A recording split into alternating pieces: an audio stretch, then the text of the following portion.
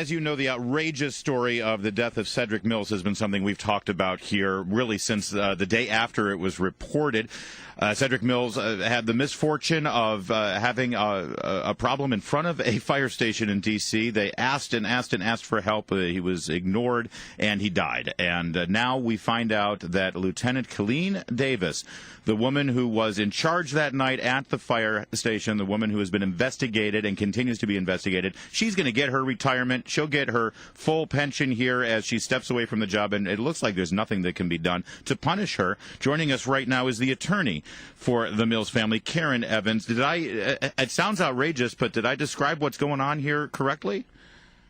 Your report is accurate as far as I can tell. It is outrageous, it is unfair, and it must be changed. This is outrageous. I don't know what else to say. What this family has gone through, and there's been no accountability to date. We've got to have some change in the city. So the rules are that this woman, she submits her retirement request. They have 60 days to review it. They haven't done anything to stop her from retiring. They can't stop her from retiring. So now even if they come in and find that she was negligent and she broke all the policies and that she's responsible as far as she can be for the death of this man, the city of Washington, D.C. can do nothing to her. Well, the only qualifier that I understand, and we're still looking into this, is that the effective date, let's assume that the trial board comes back and finds that she was guilty of some violations, and there's a term, and that she's guilty of some violations. The only thing that I understand that can happen is that a monetary penalty can be assessed, and that penalty will be deducted from the employee's retirement or disability benefit. Now, that's if there's a finding by the trial board. Do you have confidence that trial board is going to be able to reach that conclusion? And also, what about Fire Chief Ellerby and his involvement in this? I have absolutely no confidence that the trial board is going to find any kind of adverse action against this woman. As you may know, and your your listeners may understand, is that these proceedings, which are typically public, were made private and confidential and secret.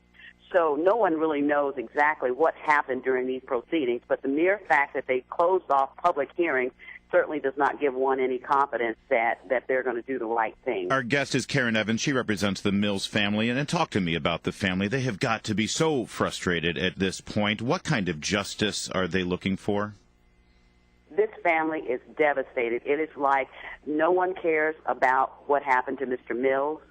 Mr. Mills was a lifelong employee of the D.C. government, and for this to happen to him in particular is very saddening to the family, and they're just frustrated. You know, when this story broke initially, every politician in the city pretty much was on TV talking about how outrageous this was. Everybody was on TV talking about that they were going to get to the bottom of this and that something was going to happen. And here we are now in April, and there's been multiple opportunities for things that have happened. For example, the first thing that should have been happened is that this lieutenant should have been fired on the spot.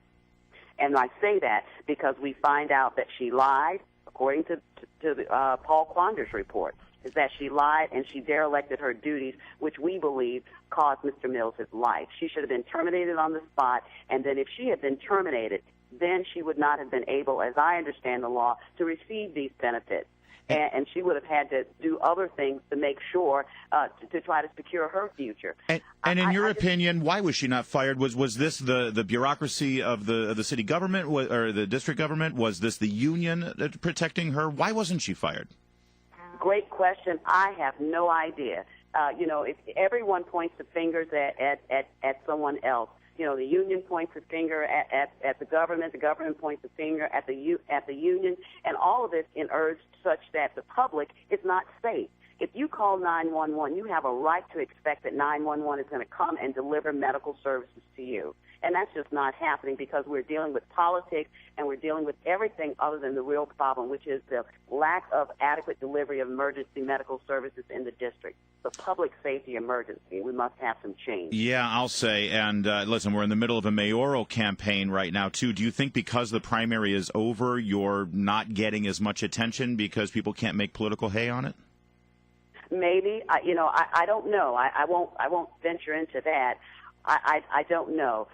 We are going to continue to press for change, and we are going to continue to press for a law that says something as simple as that if someone comes to the fire station and requests emergency medical help, that the fire department, the fire station must help. The fact that we need to pass a law to say that, it tells you what's wrong here in the District of Columbia. What about a wrongful death suit? I mean, I think that's what everybody, whenever we bring this up, they say, well, at least the Mills family is going to be taken care of because they can sue the fire department or sue the district in wrongful death. Can they?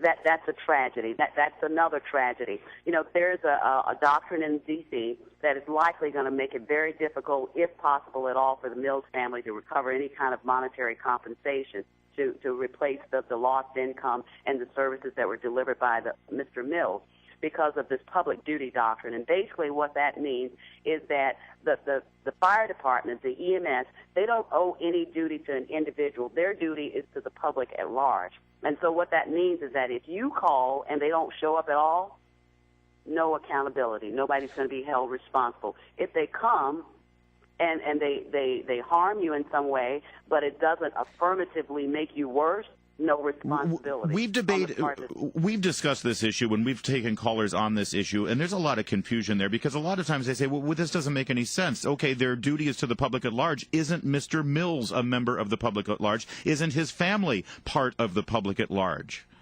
Right, but that doesn't create, under the law, it doesn't create what's necessary, according to our Court of Appeals, which is a special relationship that takes him out of the realm of just being a member of the public. Under the law, as we understand it now, you have to have some sort of special relationship that's not created by the mere fact that you called and you said, I'm having a medical emergency and I need help, please send someone, and then they promise to send someone. Under the law in D.C., that doesn't create this special relationship that's necessary. Wow. We intend to challenge that law because that is not right, and I don't think that that's what the public duty doctrine was intended for. Right. I think that where there are acts of egregious conduct like we have here, the law should protect citizens.